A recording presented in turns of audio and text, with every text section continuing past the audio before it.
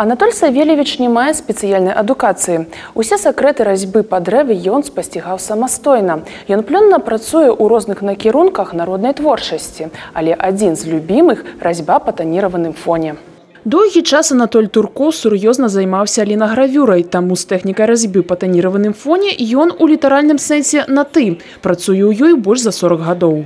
Берется березовая фанера, она шлифуется, покрывается бейцем, это специальная краска для дерева.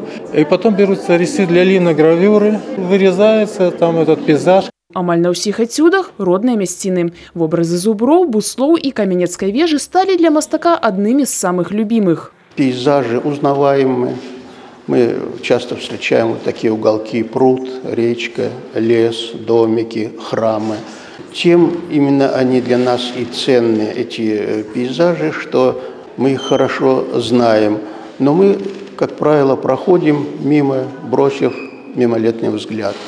Видно, что человек влюблен в свой край, влюблен в свой город Каменец.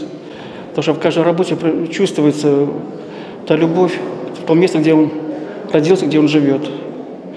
У апошнія гады галоўным захапленнем майстра стала паркавая скульптура і малыя архітэктурныя формы. За плячыма багаты вопыт работы з дрэвам. Сярод усіх парод драўніны перавагу аддае дубу. Он хоть самая твердая древесина, тяжело с ним работать, но с ним приятно работать с той точки зрения, что можно более детали проработать хорошо, образы, особенно если надо делать портретные работы. Шмат людзей, якіх ужо няма, майстар увекавечыў у сваіх работах. У стойлах можна прысесть на лаву побач з драўлянай выявай народнага майстра Мікалая Тарасюка.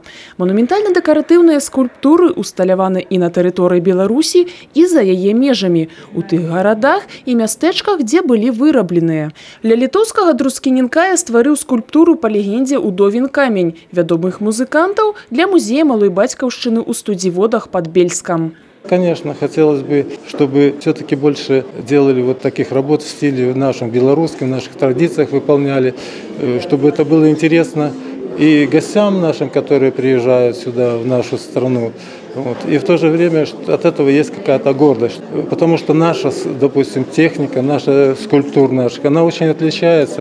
Жыхары і госці горада змогуць наведаць выставу до 10 сакавіка ў мастацкім музеі Брэста. Дзіяна Мішчук, Сергей Мацвійчук, тэлерадыёкампанія «Брэст».